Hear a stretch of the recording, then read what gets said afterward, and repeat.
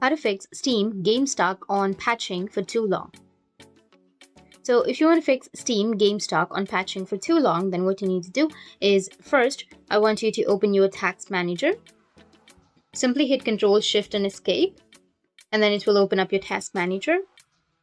Now, if there's anything that shows on saying Steam, then you need to just right click on it and then make sure to end the task. Like for example, I have the app right here. I'll just simply go and end the task and it will be closed. In the same way, you need to go and close Steam.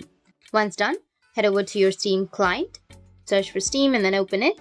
Just wait for a few seconds. Make sure that you've logged into your account, enter your credentials like your email and your password, or your username and your password for your Steam, and then log into your account. After opening your Steam, you need to just simply go with Steam again, which will be in the top left, and then go with Settings option. Once you click on Settings here on the left side, you will have Downloads option. Click on Downloads, scroll down a little bit, and then you will see a section which is Clear Download Cache. Go with Clear Cache, which will be in the right side. Once done, close it and head over to your library, which will be in the top left, where you will have all of your games. Now, I want you to select the specific game that you are having trouble with. For example, I have The Sims 4 right here. Just click on it, or this game right here.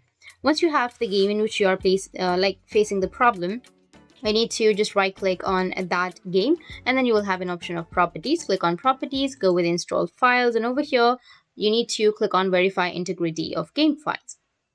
Now this will check for any missing or broken files, and automatically it will fix it. So that's how you can fix Steam game stuck on patching for too long. And if you have any questions, feel free to comment below. Thanks for watching.